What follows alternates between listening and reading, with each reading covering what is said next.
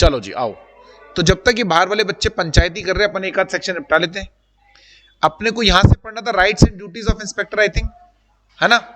इससे ऊपर को तो अपन ने पढ़ ही लिया था। आ जाओ।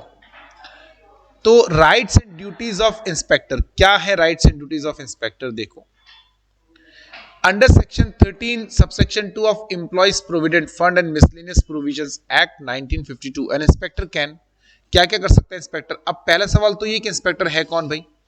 तो बेटा देखो, जो अथॉरिटी है, अथॉरिटी का मीनिंग मैंने आपको पहले कई बार समझाया है। अथॉरिटी का मतलब क्या है? अथॉरिटी मतलब जो हु हैज रेस्पॉन्सिबिलिटी ऑफ क्या, ensuring compliance with this act. जैसे बैंकिंग रेगुलेशन एक्ट होता है। अब बैंकिंग रेगुलेशन एक्ट लोग बैंक्स कंप्लाई करते हैं नहीं करते, ये इंश्योर करना किसका काम है? आरबीआई का। इंडियन पिनल कोड को लोग फॉलो करते हैं नहीं करते, ये इंश्योर करना किसका काम है? पुलिस का और कोर्ट का। आज इंश्योरेंस एक्ट को इंश्योरेंस कंपनीज फॉलो करती है नहीं करती, इंश्योर करना किसका काम है?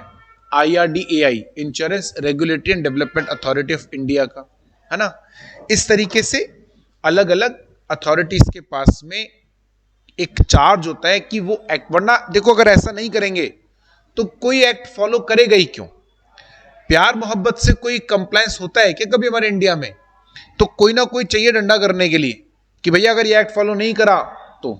अब एक्ट में लिखा हुआ है ये फॉलो नहीं करा तो ये पेनल्टी, ये फॉलो नहीं, नो यू कैन नॉट। आइए आइए, अरे वाह बहुत बढ़िया। किस आज किस खुशी में मैम? अच्छा ऐसे ही, नहीं नहीं पता है मुझे, दीक्षा मैम का बर्थडे आज नहीं है। अरे वाह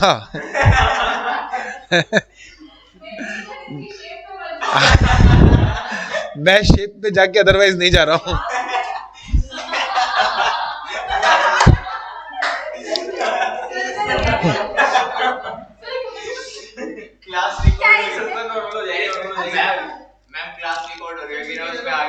नींबू निचोड़ा है क्या इसके ऊपर?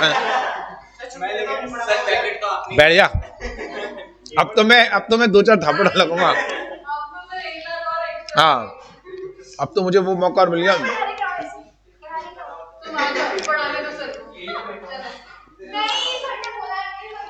मैंने नहीं बोला कुछ भी, मैम सही कह रही है, जाओ।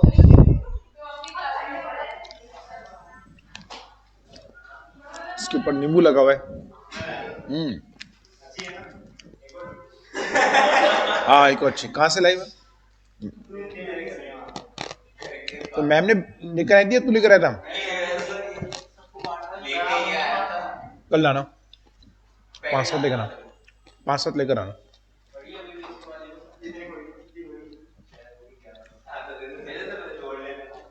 पाँच सौ दे देना मेरे को, ठीक है?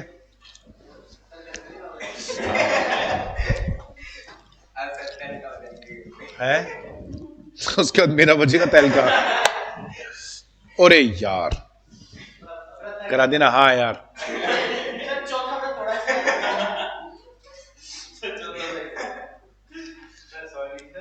यार नहीं अब यार उसने भी जानबूझ के नहीं करा, उसको पता नहीं था इसलिए श्राप नहीं दे सकते, बट मेरा व्रत था।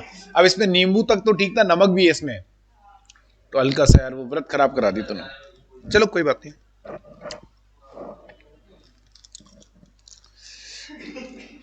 ठीक है चल कोई नहीं है। क्या हो गया? बोलो बोलो मेरे से पूछो, एनी डाउट्स? व्रत का एक और सबका तो मुझे नहीं पता, लेकिन ऐसे ही बृहस्पतिवार का फास्ट करते हैं। अच्छा मैं फास्ट वैसे जनरली किसी इच्छा पूर्ति के लिए नहीं करता हूँ, मैं तो ऐसे ही करता हूँ कि एक दिन होना चाहिए, और इस दिन मैं एक्चुअली भूखा नहीं रहता हूँ। मतलब मैं खाना नहीं खाता हूँ, मैं सुबह से लेकर शाम तक नारियल पानी और खीरा बस यही खाता हूँ। जैसे सुबह से अब तक 2 नारियल पानी पी चुका, 2 खीरा खा चुका, तो बॉडी ना पूरी डिटॉक्सिफाई हो जाती है। तो अच्छा है, करना चाहिए आपको। भूखे मत रहो, भूखे रहने की जरूरत नहीं है। व्रत का मतलब भूखे रहना नहीं होता है। व्रत का, हमारे इंडिया में तो व्रत के नाम पे जो ठूसते हैं भाई साहब, सागार, और वो सबसे गंदा खाना होता है सागार, कारण क्योंकि उसमें फैट ही फैट होता है। सागार में जो जैसे सिंगाड़े का आटा, सिंगाड़े की पूड़ी या हलवा बनाते हैं, कूटू क्या टिक, उसमें कोई भी प्रोटीन नहीं होता, कोई कार्बोहाइड्रेट्स नहीं होते, इसमें सिर्फ फैट होता है। मैक्सिमम फैट या मैक्सिमम कार्बोहाइड्रेट्स होते हैं, लेकिन प्रोटीन कुछ नहीं होता है, ना वाइटामिन कुछ भी नहीं होते हैं। वो इतना खतरनाक, और फिर वो तला हुआ, और उसको लोग ज्यादा खाते हैं और खुश हो रहे हैं हमने व्रत करा। गधे मूर्ख, उसको व्रत करके तो और उल्टा व्रत पूरा दिन खराब कर लिया आपने। उसके खाने को कितनी नींद आती है। तो आपको दिन में, पूरे वीक में एक फास्ट करना चाहिए और बॉडी को डिटॉक्सिफाई करो। डिटॉक्सिफाई करने का तरीका, सुबह से लेकर शाम तक 6-7 नारियल पानी, तो सस्ते भी आ रहे हैं यार, 100 रुपए के 3 या 4 आ रहे हैं। कितना सस्ता है नारियल पानी। और खीरा 20 रुपए किलो, 30 रुपए किलो। सुबह से शाम तक 1 किलो खीरा खा लो। आप खा लोगे, पता नहीं चलेगा। 1 किलो खीरे में कितने से चढ़ते हैं? 7-8 ही चढ़ते, 6-7। आप खाते रहो, और आपको हर बार खाने के बाद भूख लगती जाएगी, और जितनी भूख लग रही है उतना मतलब आपका जो स्मॉल इंटेस्टाइन है वो उतनी ज्यादा अच्छे से काम कर रही है। ये बहुत अच्छी एक टेस्टिंग है आपके ये स्टमक की पूरी। कभी कभी कर लो, कोई फर्क नहीं पड़ता उससे। अरे कोई व्रत करने से भगवान खुश नहीं होते, मुझे बताओ यार। हमारे भूखे रहने से कोई भगवान खुश होते हैं क्या? भगवान आपके माता पिता की तरह होते हैं। आपको भूखा रख के भगवान को कोई अच्छा लगेगा क्या? उससे वो मनोकामना पूर्ति आपकी वैसे भी कर देंगे, ठीक है। और किसी भगवान को आपकी परीक्षा लेने का कोई शौक नहीं है, समझो आप। भगवान इससे नाराज नहीं होते और ना ही व्रत करने से मानते हैं। अगर ऐसा होता ना व्रत करने से मानते, तो इस दुनिया में गरीब लोग सबसे अमीर होते, क्योंकि जितना भूखा वो रहता उतना तो अपन रहते भी नहीं, अपन ठूसते रहते हैं। ये तो बॉडी को डिटॉक्सिफाई करने के लिए जरूरी है, लेकिन इसको तरीके से करो यार। शाम को लेके बैठ गया थाली भर के, मम्मी व्रत खोल रही हो, आलू के पराठे बनाओ, धमाधम आने दो मम्मी, 1-2 रोज तो 3 खाती, आज 5, मम्मी सुबह से व्रत है, धमाधम ये चटनी भी चाहिए, दही भी चाहिए, मीठा नहीं रखो मम्मी, व्रत कैसे खोलूं मैं, ले धमाधम 4 पीस चेप दिए, हो गया तुम्हारा व्रत का मोए मोए। तो ऐसे भी नहीं करना है, ठीक है ना। चलो खैर कोई नहीं। तो बाकी ऐसे कोई इच्छा पूर्ति वूर्ति नहीं है, सब बढ़िया है, सब बढ़िया, ईश्वर के आशीर्वाद से बढ़िया कर लिया करो अभी। पेंशन की चिंता है। चलिए, तो अथॉरिटी क्या है ना बेटा, authority is just to ensure that the act is in compliance, right. अब अथॉरिटी ने क्या करना है, क्योंकि पूरे इंडिया में इंश्योरेंस एक्ट लगता है, ये पीएफ एक्ट लगता है। सो अथॉरिटी हैज अपॉइंटेड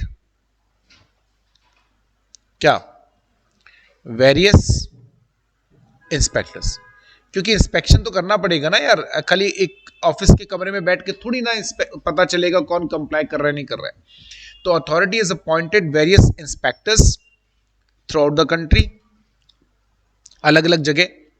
और ये जो इंस्पेक्टर्स हैं उनको हमने कुछ पावर्स दिए हैं। क्या पावर्स हैं?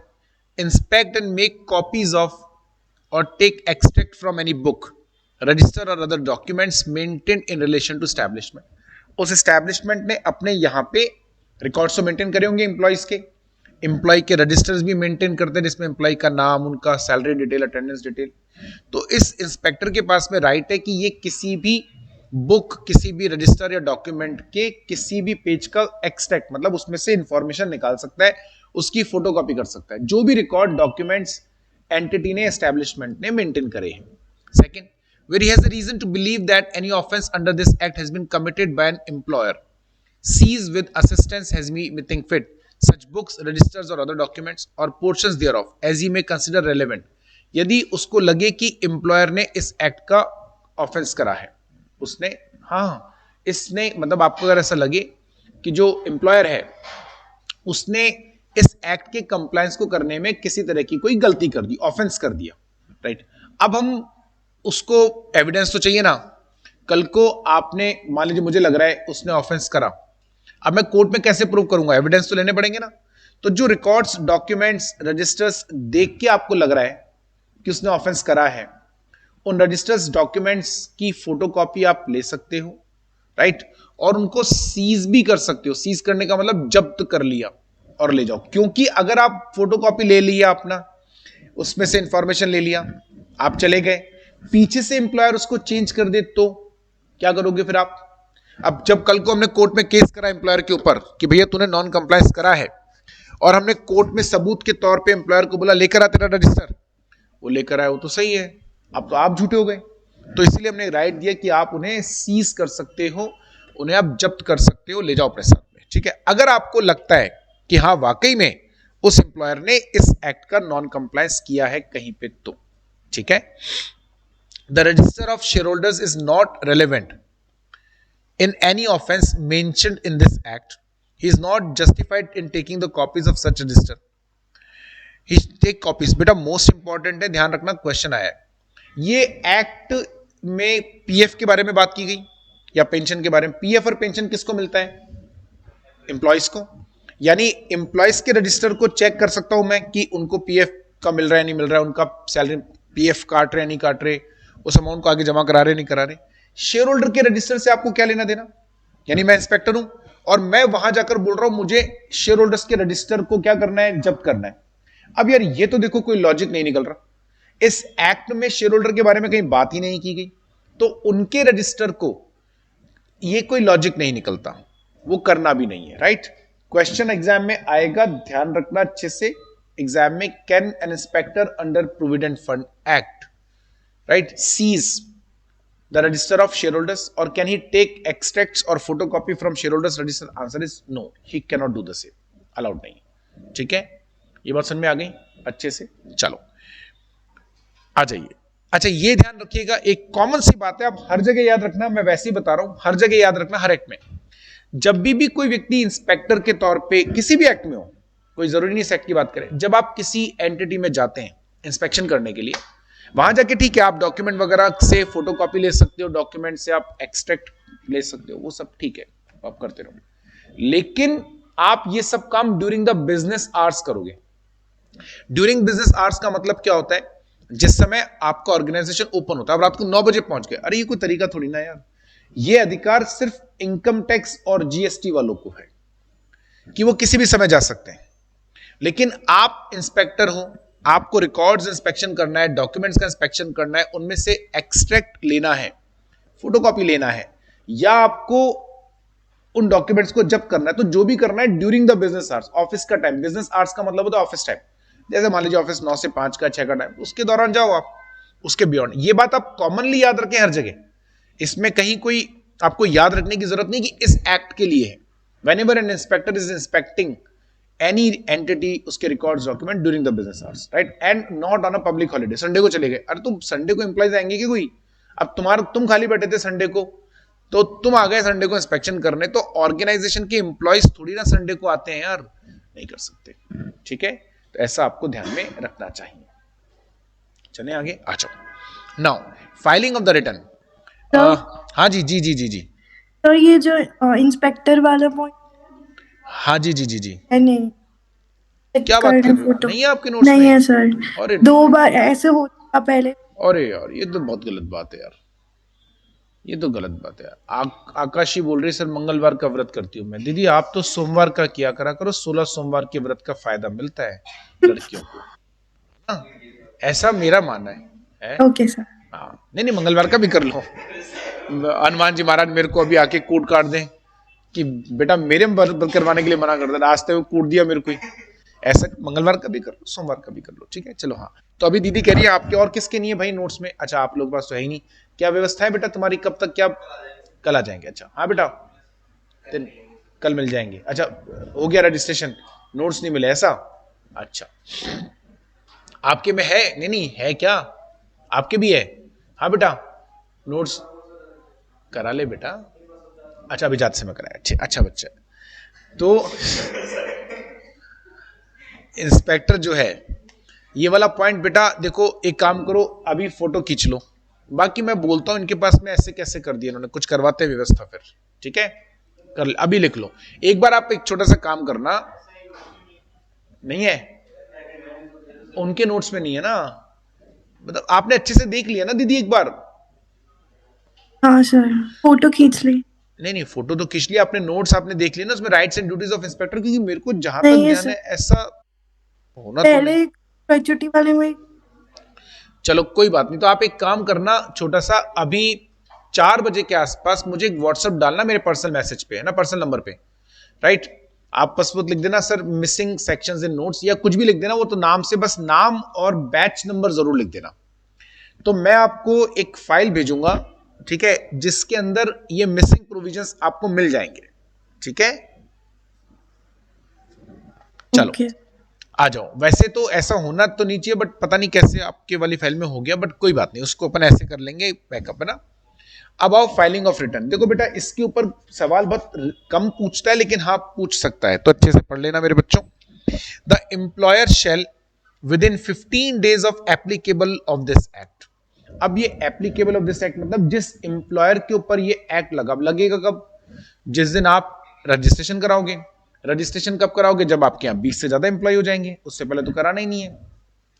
The employer shall within 15 days of applicable of this act send the particulars of all branches, departments, owners, occupier, director, partner or any responsible officer for conduct of business in form 5 in duplicate to commissioner। सबकी मत भेज देना, जो भी आपके, जैसे अगर firm है तो पार्टनर्स, कंपनी है तो डायरेक्टर्स की डिटेल, ओनर ऑक्यूपायर, ओनर तो यही हो गया ना, पार्टनर्स वगैरह, तो ऑक्यूपायर की डिटेल, या फिर कोई और पर्सन है जिसको आपने इंचार्ज बना रखा है इस एक्ट के कंप्लायंस के लिए, उसकी डिटेल आप कमिश्नर को भेजोगे। कितने दिनों में भेजना है बेटा? जिस दिन आपकी कंपनी पर एक्ट लगा उससे 15 दिनों के अंदर अंदर, ठीक है, कमिश्नर को भेज देना फॉर्म नंबर 5 में।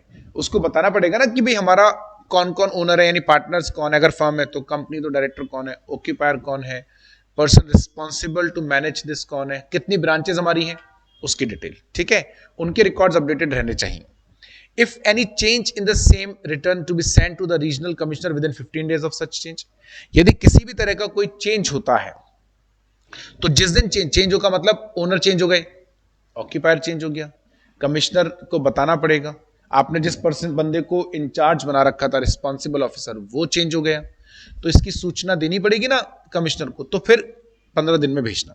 यदि चेंज नहीं हो रहा तो दोबारा भेजने की जरूरत नहीं है। ये बात भेजे में गई क्या? नीचे बॉक्स में समरी है इसकी, देखो, ओनरशिप रिटर्न और change in ownership with in 15 days from applicability of act, form number कौन सा है? 5A, ये इस वाले पॉइंट के लिए, ठीक है। ये बात समझ में आ गई। इसके अलावा a return in form number 5 in respect of employers eligible to the members of the fund shall be filed within 15 days from the close of every month to be sent to the CPFC। CPFC मतलब central provident fund commissioner, उसको भेजोगे। किस चीज की return है बेटा?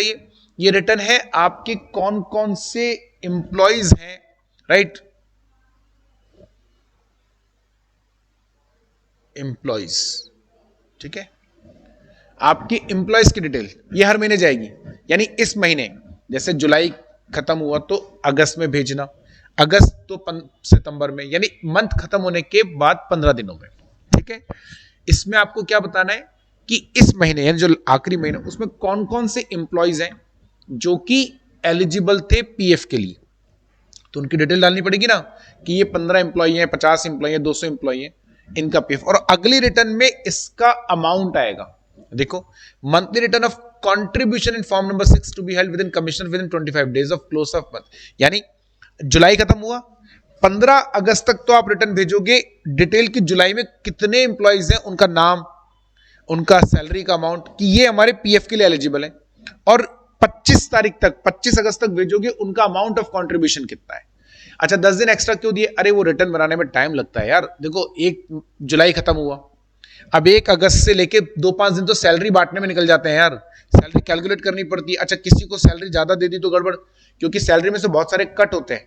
Cut मतलब PF का पैसा कटेगा, राइट, उधर से इनकम टैक्स का टीडीएस कटेगा, कोई उसने लोन वगैरह ले रखा है ऑर्गेनाइजेशन से तो उसका पैसा कटेगा, कई चीजों का डिडक्शन होता है, राइट, तो वो सब कट लगाने पड़ेंगे ना। अब बाई चांस गलती से भी कैलकुलेशन गलत हो गई और एम्प्लॉय के पास पैसा ज्यादा चला गया, एम्प्लॉय तो वापस नहीं करेगा, तो फिर इसलिए 2-5-10 दिन तो देखो कैलकुलेशन करने में, सैलरी डिस्ट्रीब्यूट करने में चले जाते हैं। इसीलिए हम लोग क्या करते हैं, आपको टाइम देते हैं कि भैया 15 दिन, और उसके बाद भी अमाउंट कितना है वो 10 दिन और है, यानी 25 सितंबर तक रिटर्न भर देना, या 25 तारीख तक। फॉर्म नंबर 6 में देखो 5 की रिटर्न कौन सी है? क्वालिफाइंग एम्प्लॉइज 15 दिन from close of every month.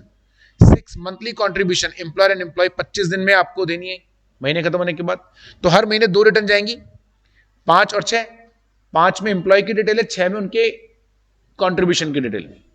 6 है annual return showing annual contribution of employer and, ये पूरे साल भर की एक सिंगल रिटर्न, ये एक तरीके से रिकंसिलेशन के लिए होता है यार। जैसे जीएसटी में अगर आप देखेंगे तो वहां पे जीएसटी में जीएसटीआर 1 जाती है, जीएसटीआर 3 भी जाती है, के अलावा एक जीएसटीआर 9 भी जाती है साल के एंड में, 9 ऐसे, वो रिकंसिलेशन के लिए कि हर महीने तो आप भेज ही रहे हो कितने कितने एम्प्लॉय और उनकी कितना कितना अमाउंट, साल के एंड में एक रिटर्न और बनाकर भेजना पूरे साल भर में कितने एम्प्लॉय का कितना कंट्रीब्यूशन। तो महीने, हर महीने जो आपने रिटर्न भेजी जिसमें पीएफ के कंट्रीब्यूशन का अमाउंट था उसको जोड़ लें तो वही अमाउंट किस में आना चाहिए, एनुअल रिटर्न में आना चाहिए उसके लिए, ठीक है। अरे बेटा साल कौन सी वाली, 5 नहीं 6 वाली, बेटा अभी तो समझाया, तेरा ध्यान 6 तो हर महीने जाएगा ना। अरे हर महीने कंट्रीब्यूशन, तेरा ध्यान कहां है पहले बता, है नहीं अभी बताया ना 15-25 हर महीने, इतना डिटेल में बताया, तो फिर क्यों पूछ रहा है, पता है तो पूछ क्यों रहा है फिर।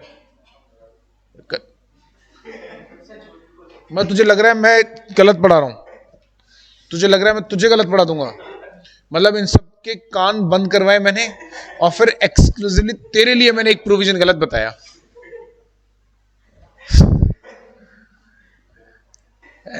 कंफर्म क्या होता है यार, प्रोविजन है बेटा लॉ का, इसमें कंफर्म क्या करना है यार, है चल कोई नहीं। How to withdraw money from EPF, आप अगर अपने पीएफ से पैसा निकालना चाहते हो, जैसे हमने पीछे पढ़ा था पर्पसेस आपको बताए थे, तो कैसे निकालोगे, रिजाइन और रिटायर पे निकाल सकते हो। अब ये तो तभी निकलेगा पैसा पूरा, तो क्या करना, एक फॉर्म नंबर 19 आपको भरना है और अपने पीएफ कमिश्नर को दे देना। मैंने पहले ही कहा था एम्प्लॉयर को देने की जरूरत नहीं, हाँ अब चाहो तो एम्प्लॉयर के थ्रू कर लो, पढ़ा लिखा एम्प्लॉय नहीं है, इतना समझता नहीं है, वो एक अलग बात है। If employees change the establishment and such establishment is not covered by the act, then after 2 months from the exit date, he may apply for settlement of PF in form number 19. आपने organisation छोड़ा, पीछे पढ़ा भी था हमने, दूसरे में गए जहां पीएफ नहीं था, 2 महीने वेट कर लेना, 2 महीने बाद फॉर्म 19 भर देना। If in the new establishment act is applicable, employee shall file in form number 13R. नए पे एक्ट लग रहा है तो अभी आपको पैसा निकालना क्यों है, अब तो खाली एम्प्लॉयर की डिटेल चेंज करानी है ना, तो फॉर्म नंबर 13R ये वाला आपका नया एम्प्लॉयर खुद ही भर देगा, आपको चिंता करने की जरूरत नहीं, नया एम्प्लॉयर आपसे भरवाएगा और खुद ही जमा करा देगा, क्योंकि आपका पैसा थोड़ी विड्रॉ होना है, वहां तो बस पीएफ कमिश्नर को ये बताना है कि भैया अब हम लोग नए ऑर्गेनाइजेशन में आ गए, अब मेरा पीएफ जो आएगा वो अकाउंट तो ही रहेगा, नए एम्प्लॉयर से आएगा, ठीक है। Now the employee obtain a new EPF number, बेटा ये गलत है, पहले हुआ करता था ये, अब नहीं होता, ईपीएफ नंबर सेम रहेगा, हाँ लेकिन नंबर में चेंज होता है, मतलब आपको जो पीएफ नंबर मिलता है ना, उस पीएफ नंबर में 3 डिजिट्स आपके एम्प्लॉयर का कोड होता है, समझ गए आप।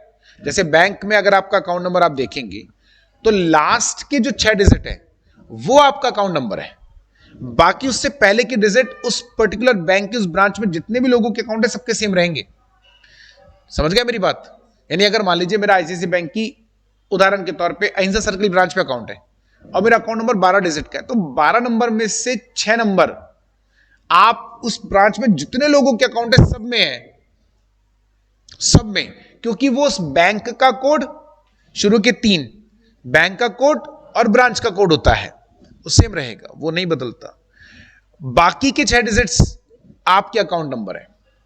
अब अगर आपकी ब्रांच चेंज होगी ना तो अकाउंट नंबर में से ब्रांच कोड चेंज हो जाएगा, लेकिन आजकल ऐसा नहीं होता क्योंकि सेंट्रल बैंकिंग सिस्टम हो गया, आप किसी भी ब्रांच से ऑपरेट कर सकते हो, इसलिए अकाउंट को पहले जमाने में शिफ्ट करवाना पड़ता था, इधर वाली ब्रांच से उधर वाली, आजकल शिफ्ट कराने की जरूरत नहीं है, आप पूरे इंडिया में किसी भी ब्रांच से करो ना, आपको पता ही नहीं चल रहा मेरा अकाउंट, मैंने तो आज तक खुद की ब्रांच से तो ट्रांजेक्शन ही नहीं करा, मेरा अकाउंट है मालवीय नगर ब्रांच में आईसीआईसीआई बैंक की, अब मैं तो यार यहां हूं तो यहां ब्रांच से करा लेता हूं, राजा पार्क में अपने ऑफिस में बैठा हूं तो उधर वाली ब्रांच से करा लेता हूं, रास्ते में कहीं से जा रहे हैं वहां से पैसे निकाल लिए या जमा करा दिए, वो तो लफड़ा रहा ही नहीं, अब इसलिए पता नहीं चलता, राइट, कि आपका अकाउंट नंबर चेंज नहीं कराना पड़ता। लेकिन पीएफ में आपका एम्प्लॉयर चेंज हुआ तो आपका अकाउंट नंबर सेम है, बस 3 या 4 डिजिट्स चेंज हो जाती है जो एम्प्लॉयर का कोड होता है, समझ गया मेरी बात। लेकिन आपका जो अकाउंट नंबर है लास्ट के डिजिट वो तो सेम ही रहेंगी, उसमें कोई बदलाव नहीं होगा। इफ एम्प्लॉय डाइज, अगर एम्प्लॉय टैब बोल गया, his family member or nominee may apply to settlement in form number 20, यानी अगर आप खुद लगा रहे हो तो फॉर्म नंबर 19, आपके नॉमिनी वगैरह लगा रहे हो तो फॉर्म नंबर 20, और अगर आप खुद ही लगा रहे हो लेकिन नए ऑर्गेनाइजेशन में जा रहे हो जहां पे पीएफ आपका शिफ्ट हो जाएगा तो फॉर्म नंबर 19R, नए में जा रहे हो पीएफ एक नहीं लगता, 2 महीने फॉर्म 19 ही लगाना है क्योंकि पैसा लेना है ना, समझ गए क्या? अरे समझे या नहीं समझे? समझ गए? नहीं समझे? समझ गए? तो बताओ, अगर एम्प्लॉय खुद पैसा निकालना चाहता है पीएफ का तो कौन से फॉर्म में लगाएगा? Form number 19। और खुद ही निकालना चाहता है लेकिन पैसा नहीं निकालना चाहता, मतलब दूसरे ऑर्गेनाइजेशन में जा रहा है, तो 13R। और अगर निपट लिया तो वो फिर स्वर्ग से आके फॉर्म नंबर 20 जमा कराएगा। अच्छा, घर वाले जमा कराएंगे, फिर ठीक, मुझे लगा खुद ही कराएगा। आपने बताया नहीं ना। मैंने बोले मरते मरते बोले मेरे को बाद में फूक लेना, एक बार फॉर्म 20 जमा कराया हूं, ऐसा तो नहीं है। हाँ, तो कौन जमा कराएगा, नॉमिनी या लीगल ईयर? अच्छा, नॉमिनी और लीगल ईयर में क्या फर्क होता है?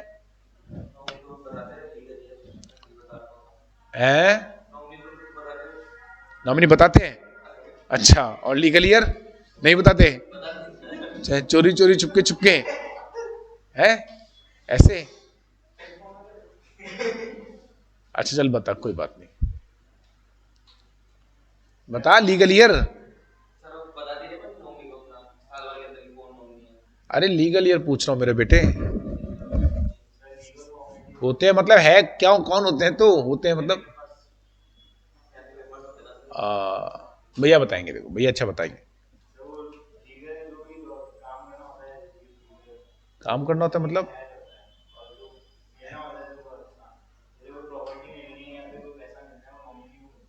और लीगल ईयर कौन होता है? पागल, तेने ये कहां से ज्ञान निकाला लगी? वो लीगल एडवाइजर होता है। नहीं नहीं, हाँ हाँ, वो नहीं आ रहा तेरे को, बोल रहा सही कह रहा है और गलत और बोल रहा है। लीगल हियर वो लीगल एडवाइजर होता है जो आपके सारे काम करवाता है लीगली। लीगल हियर का मतलब है वैधानिक उत्तराधिकारी। लीगल हियर को हिंदी में बोलते हैं वैधानिक उत्तराधिकारी, संवैधानिक उत्तराधिकारी, जिसके पास लॉ से आपकी संपत्ति लेने का अधिकार है। जैसे पिता की संपत्ति पे पुत्र का संवैधानिक अधिकार है, पुत्र या पुत्री, आजकल दोनों को अलाउड है। तो पिता की संपत्ति पे पुत्र या पुत्री का संवैधानिक अधिकार है। तो पिता की संपत्ति के लिए पुत्री या पुत्र क्या हो गए, लीगल हियर। और अगर पत्नी जिंदा है तो पहला अधिकार पत्नी का भी है। तो पत्नी और पुत्र और पुत्री ये सब मिलकर क्या हो गए, लीगल हियर हो गए। आ गई बात समझ में अच्छे से? हाँ, अभी अगर आपने उनमें से किसी को नॉमिनी बना दिया तो बात खत्म। उनमें से किसी को नॉमिनी नहीं बनाया तो ये सारे लीगल ईयर हैं, इनको मिलेगा संपत्ति में हिस्सा। अब इनमें से ही सब मिलकर आपस में डिसाइड कर ले। इसलिए क्या होता है, यदि किसी व्यक्ति ने अपनी संपत्ति में नॉमिनी नहीं डिक्लेयर करा तो जितने भी लीगल ईयर हैं सबको पैसा बराबर बराबर मिलेगा। समझ गए आप? इसलिए बैंक वाले क्या करते, बोले सर एफडी करा रहे, नॉमिनी बना दो, क्योंकि कल को तुम तो नॉमिनी बना के नहीं गए। अब जब वो व्यक्ति की मृत्यु हो जाती है किसी कारण से, तो लीगल ईयर बहुत सारे हैं। मान लो 2 बेटे हैं, 2 बेटियां हैं, पत्नियां, 5 लीगल ईयर हो गए। पांचों को मिलेगा बराबर बराबर, और पांचों में से किसी एक को मिलना है तो बाकी 4 को लिख के देना पड़ेगा, भैया दे दो सारा इसको। अब तब तक वेट करना पड़ता है, फॉर्मेलिटी बहुत है, बैंक को परेशानी होती है, बैंक कहता है नॉमिनी बना दो भाई। समझ गया मेरी बात? ऐसे how to apply for the pension. Pension के लिए कैसे अप्लाई करना है? For getting pension apply in form number 10D at EPF office where the worker last work through his last employer. ये वाला फॉर्म आपको डायरेक्टली डिपार्टमेंट में नहीं देना, अपने एम्प्लॉयर को जाके दो। फॉर्म नंबर 10D, जहां पे आपने लास्ट जॉब करी वहां पे दे दो, ठीक है। अभी if worker wants to withdraw pension from a different place then he has to furnish appropriate bank. और अरे गधे हैं आजकल, देखो आप जो फॉर्म भरोगे ना उसमें बैंक डिटेल डालना, आपका बैंक डिटेल डाल देना, आपका बैंक डिटेल कहां से फर्क नहीं पड़ता। पहले हुआ करता था ये समस्या कि मैं जयपुर में हूं, नौकरी जयपुर में थी लेकिन मैं रहता भरतपुर से हूं, तो अब रिटायरमेंट के बाद तो भरतपुर ही जाऊंगा। अब मेरा बैंक अकाउंट तो जहां पीएफ ऑफिस जयपुर में है तो मुझे उनको डिटेल देनी पड़ेगी, मेरे उस वाले बैंक की उसमें एड्रेस वगैरह सब बताना पड़ेगा। आज के टाइम पे वो आपसे कुछ एड्रेस नहीं पूछ रहे, बैंक और नंबर बता दो आप। पूरे भारत में आपका आईसीआईसीआई बैंक में अगर अकाउंट है मान लीजिए, फर्ज कीजिए, तो किसी भी ब्रांच में क्या फर्क पड़ता है, अकाउंट में पैसा जाएगा। आप भरतपुर से निकालो ना, जिंदगी भर आप वहां ट्रांसफर मत कराओ अकाउंट, कोई फर्क नहीं पड़ता, right. Pension is distributed through post office और through designated bank such as SBI, HDFC. बेवकूफी है बहुत बड़ी, आजकल नहीं होता, पहले होता था। पेंशन एसबीआई के थ्रू मिलती थी, आजकल तो आप उनका कौन से बैंक में अकाउंट है उससे फर्क नहीं पड़ता, आपका किसी बैंक में ऑनलाइन ट्रांसफर होता है। पहले समस्या होती थी, पहले वहां जाके लानी पड़ती थी। तो पेंशन डिपार्टमेंट ने सेट कर रखे थे कि भैया 4-5 बैंक में आप कोई पैसे, वहां जाओ हर महीने के एंड में, और अपने जिंदा होने का सबूत दो कि साहब मैं आ गया, देखो जिंदा हूं, खड़ा हूं आपके सामने, तो दे दो मेरा पैसा। फिर वो आपको पैसा दे देते थे हाथ के हाथ कैश। अब ऐसा नहीं होता, ठीक है, अब तो अकाउंट में आता है, तो चिंता ही नहीं। How to apply for insurance, form number 15 IF के अंदर आपको एक एप्लीकेशन लगानी है कि सर मेरा, अच्छा ये पैसा जो है वो नॉमिनी या फैमिली मेंबर ही लगाएगा, जैसे हमने कहा था ना, टाइम बोल गए आप पैसा मिलेगा तो। और अगर रिटायरमेंट पे मिल रहा है, नहीं रिटायरमेंट पे नहीं मिलता, डेथ पे मिलता है पैसा। कल पूछा था किसी ने भी, शायद मेरे से पूछा था किसी ने, तूने पूछा था ना, इंश्योरेंस का पैसा या तो डेथ पे मिलेगा या तो एंड में मिलेगा। डेथ पे मिलेगा तो नॉमिनी चला जाए, एंड में मिलेगा तो आप चले जाना। हरिवत्सन में पक्का, चले आगे है जी, चलो। वैसे मैं आपको बता दूं, इसमें एंड में पैसा मिलता नहीं मिलता। मैंने शायद गलती से कल ही बता दिया था, एंड में मिलेगा, नहीं मिलेगा। टर्म इंश्योरेंस होता ही, डेथ होगी तो मिलेगा वरना नहीं मिलेगा, मरना पड़ेगा। सही कह रहे, मरना पड़ेगा, तभी मिलेगा स्वर्ग और तभी मिलेगा पैसा, आपको नहीं, आपके घर वालों को। हाँ है क्या, खुद ही बोल, स्वर्ग तो तब मिलेगा ना दीदी जब यहां पे कर्म अच्छे करोगे। पाप करे तो कैसे मिलेगा स्वर्ग? यहां पे पहले बुकिंग करवानी पड़ती है स्वर्ग की, बहुत सारे। हाँ, अपन जैसे पापियों को नहीं मिलता, डायरेक्ट कि इनडायरेक्ट भी नहीं मिलता, अपन जैसे पापियों को नहीं मिलता। तो जाते तो सारे यमराज के साथ ही हैं, है? कहां छोड़ेंगे? नरक के द्वार पे। तो तू ऐसे बोल रहा जैसे तू तो बड़ा स्वर्ग में जाएगा। अरे शुभ शुभ शुभ शुभ बोल, साथ साथ जा रहे हो दोनों। जा ही क्यों रहे हो यार? The protection of provident fund against attachment. देखो भैया, अटैचमेंट वर्ड को थोड़ा ध्यान से पढ़ना, फरवरी का महीने आते थोड़ा सा हमारे को दिक्कत हो जाती है। अटैचमेंट वाला अटैचमेंट नहीं है, प्रेम मोहब्बत वाला अटैचमेंट नहीं है, ये वाला अटैचमेंट है। पीछे पढ़ा था ना ग्रेचुटी एक में, याद है क्या? नहीं है याद? देखो, ये जो प्रोविडेंट फंड का पैसा, ये आपके बुढ़ापे के लिए है। यदि आपने कोई कांड कर दिया, जैसे कोई फ्रॉड कर दिया, या आप इंसॉल्वेंट हो गए, किसी का पैसा लेकर भाग गए, तो अभी आप, और पुलिस ने पकड़ लिया, कोर्ट में केस चला, आप गिल्टी प्रूव हो गए, तो आपसे पैसा रिकवर करेंगे। कैसे रिकवर करते हैं? आपकी संपत्ति को बेच के, आपके बैंक अकाउंट को सीज कर देंगे और उसमें जो भी पैसा पड़ा है सारा ले लेंगे। ठीक है, यही तरीका है। तो अब हम आपको क्या बोल रहे हैं? हम आपको ये कह रहे हैं कि ये जो आपके पीएफ में पैसा पड़ा है ना बेटा, इसको किसी भी हालत में कोर्ट अटैच नहीं कर सकता। जब कोर्ट आपके बैंक अकाउंट को अटैच करता है, उसका मतलब होता है कि आपके ऊपर कोई ड्यूज चल रहे हैं, सरकार को आपसे रिकवर करना है, तो उसके लिए बैंक अकाउंट अटैच कर दिया, मतलब बैंक अकाउंट को सरकार ने अपने कब्जे में ले लिया। अब उसमें जो भी पैसा है वो सरकार अपने पास रखेगी। इसको बोलते हैं अटैच करना। ठीक है, कोर्ट के ऑर्डर से करते हैं। लेकिन अगर आपका बैंक अकाउंट अटैच हुआ तो भी ये जो पैसा है पीएफ का, ये पैसा अटैच नहीं होगा, आप निश्चिंत रहो। यानी कुछ भी कराओ आपने, आप इंसॉल्वेंट हो गए, आपके ऊपर करोड़ों रुपए का कर्ज है, संपत्ति के नाम पर आपके पास ज्यादा कुछ है नहीं, तो भी इस पैसे को यूज नहीं कर सकती सरकार, इस पैसे को अटैच नहीं किया जा सकता।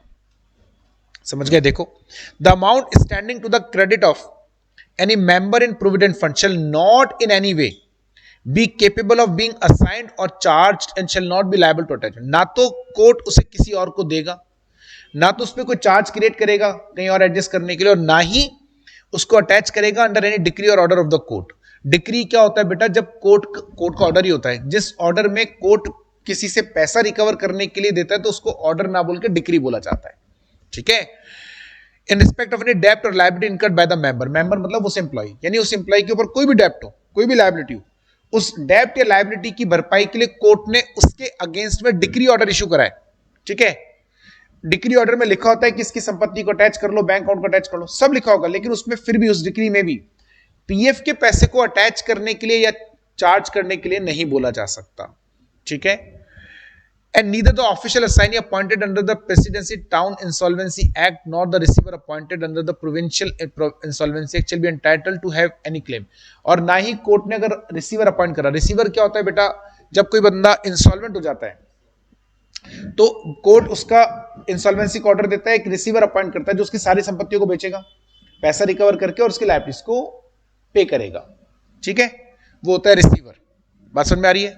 अब वो जो रिसीवर है ना, वो भी आपकी संपत्ति को हाथ नहीं लगा सकता, कुछ नहीं, यानी ना तो कोर्ट ऑर्डर दे सकता है ना रिसीवर आपके इस वाले पैसे को, क्योंकि आपके बुढ़ापे के लिए था। तो ऐसा एक्ट ने बोला कि यार ठीक है, आपने गलती करी माना, और आपने लोगों से उधार लिया, पैसा चुकाया नहीं, या कोई और भी आपने गलत एक्टिविटी करी जिसकी वजह से आपके ऊपर फाइन लगा, बट इन नो केस हम आपको ये पैसा, क्योंकि ये आपके बुढ़ापे के लिए, लेकिन सवाल है बुढ़ापा, गलती भी तो मैंने ही करी, तो नुकसान मेरे बुढ़ापे में खाली मैं अकेला नहीं हूं ना यार, मेरी पत्नी या मेरे बच्चे भी हो सकते हैं, पत्नी या माता पिता, बच्चे तो खैर नहीं क्योंकि बच्चे तो बड़े हो गए, अब तो उनकी खुद की जिम्मेदारी, माता पिता हो सकते हैं, मेरी पत्नी हो सकती है, तो उन्होंने थोड़ी गलती करी है। अब अगर ये पैसा भी चला जाएगा तो फिर कितने लोगों को परेशानी होगी, ऐसे समझ गए आप मेरी बात? The amount standing to the credit of members provident fund at the time of his death payable to nominee under the scheme or the rules of provident fund shall vest in the nominee and shall be free from any debt or liability incurred by deceased or nominee। क्या किसी व्यक्ति की death हो गई, PF में पैसा पड़ा हुआ है 20 लाख रुपए, सामान्य तौर पे जब किसी व्यक्ति की डेथ होती है तो उसकी सारी संपत्ति किसके पास चली जाती है? नॉमिनी के पास। तो खाली संपत्ति नहीं जाती बेटा, लायबिलिटी भी जाती है, राइट? यानी उसके सर पे अगर कोई लोन था वो भी आगे चला जाएगा, तो संपत्ति भी जाएगी और लायबिलिटी भी जाएगी। एक बात ये समझ में आ गई?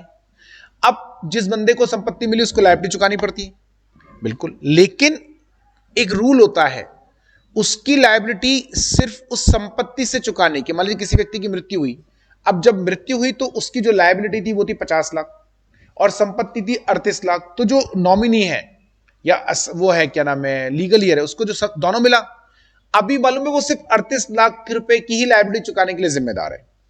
लायबिलिटी 50 लाख थी, एसेट 38 लाख, लेकिन वो 12 लाख अपनी जेब से चुकाएगा, क्योंकि यार मेरे को मिला कुछ नहीं, अपनी जेब से दूं, ऐसे नहीं होता है। आपको मिलेगा, राइट लायबिलिटी दोनों मिलेंगे, लेकिन लायबिलिटी उतनी मिलेगी जितनी एसेट्स अवेलेबल है, करेक्ट? ये बात समझ में आ गई? अभी मैंने पीएफ की बात नहीं करी, वो अलग बताता हूं। तो मान लीजिए अगर किसी व्यक्ति की मृत्यु होने पर उसकी लायबिलिटी थी 50 लाख, एसेट्स थी 38 लाख, तो लीगल ईयर या नॉमिनी 38 लाख के एसेट्स पे करेगा, 12 लाख डूब गया लाभ, ठीक है? अब उल्टा करते हैं इस केस को, थोड़ा सा कॉम्प्लिकेटेड करते हैं। यदि मान लीजिए संपत्ति थी 38 लाख, लायबिलिटी है 50 लाख और 38 लाख की एसेट्स में से 8 लाख पीएफ के हैं, ठीक है?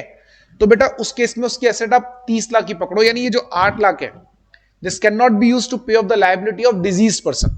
जिस डिजीज मतलब जिसकी मृत्यु हो गई, उस जिसकी मृत्यु हुई उस व्यक्ति की लायबिलिटी को चुकाने के लिए पीएफ, उसके पीएफ का पैसा यूज नहीं किया जा सकता, क्योंकि उसका पीएफ का पैसा उसके घर वालों के लिए था, राइट? पीएफ का पैसा खाली उस एम्प्लॉय के लिए नहीं था। तो आज उसकी मृत्यु पर आप 38 लाख एसेट से 50 लाख लायबिलिटी है, तो आप 30 लाख यूज करोगे, 38 में से 8 लाख पीएफ का पैसा था, यूज नहीं होगा, ठीक है?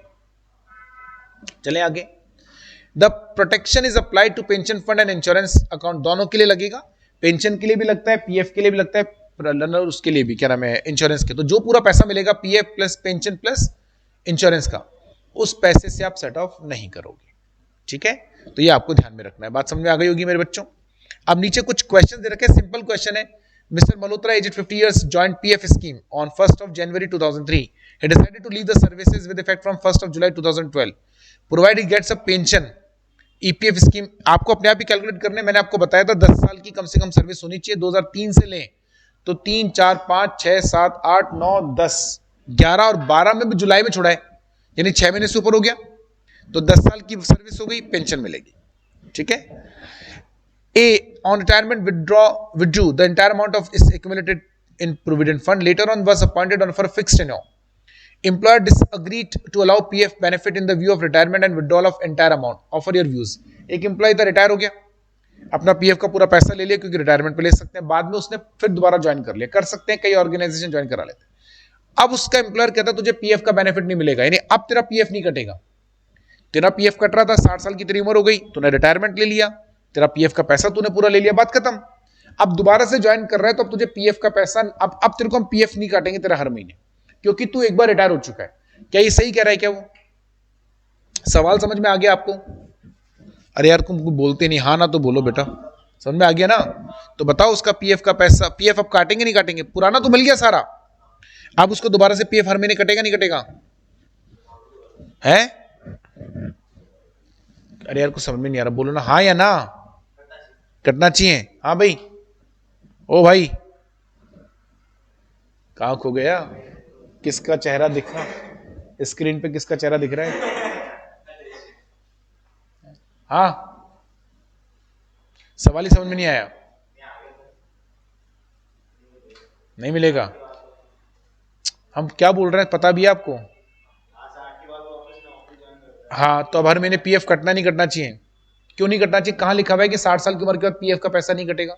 ऐसा कहाँ प्रोविजन पढ़ा हमने? हमने कहा 60 साल रिटायरमेंट का सुपर एनुएशन का एज है मान लो, तो मिल जाएगा दोबारा। क्यों? बिल्कुल मिलेगा यार, क्यों नहीं कटेगा? गलत बोल रहा है एम्प्लॉयर। अरे वो तो मेरा पुराना पीएफ का पैसा था, वो ले लिया मैंने, अब दोबारा नौकरी ज्वाइन करा तो मुझे देना पड़ेगा आपको पीएफ का पैसा। मैं कटवा रहा हूं अपनी सैलरी में से, आपने नौकरी पे रखा ना। अब ऐसा तो कोई रूल नहीं है कि 60 साल के बाद आप नौकरी नहीं करोगे। वो जो पीरियड है 58 साल 60 साल, वो तो एम्प्लॉयमेंट की टर्म्स के हिसाब से होता है। तो वो ऐसा कोई लॉ में नहीं लिखा हुआ 60 साल की बात कोई आदमी नौकरी नहीं कर सकता। जब मैंने ज्वाइन किया था तो मेरी नौकरी की कंडीशंस में था कि 60 साल की उम्र में रिटायर हो जाऊंगा, इसलिए रिटायर हुआ। आई बस में दोबारा कर सकते हो, बिल्कुल कर सकते हो। An inspector appointed under the employees provident fund and miscellaneous provision act makes inspection at 10 PM 5 hours after factory timing. ये अलाउड नहीं है। अभी समझाया था फैक्ट्री जो आपका जो भी आप इंस्पेक्शन करो during business hours and seeks to take copies of shareholder register, ये भी अलाउड नहीं है। Sushil retired from services of ABC Limited on 31st of March 2014. He had a sum of rupees 10 lakh in his provident fund account. It has become due for payment to Sushil on 30th April. But company made the payment of said amount after 1 year. आपको याद हो तो हमने पीछे कहा था कि आपको 30 दिनों के अंदर अंदर पेमेंट करना होता है, नहीं तो 12% की रेट से आपके ऊपर ब्याज लगेगा। तो जिस दिन आप याद है ना आपको पीएफ के पैसे के लिए बताया था कि ड्यू डेट से, नहीं बताया था क्या? नहीं बताया वाला प्रोविजन? ये प्रोविजन नहीं बताया क्या? है? ये वाला नहीं बताया? अच्छा, चलो बता देता हूं। देखिए पीएफ में जो भी पैसा है shall be paid within 30 days, ठीक है, from the date when it due. Due कब होता है? जब एम्प्लॉयर आपने पीएफ का क्लेम सबमिट करा, एप्लीकेशन हो गई, उसके बाद 30 दिनों में पे करना होता है।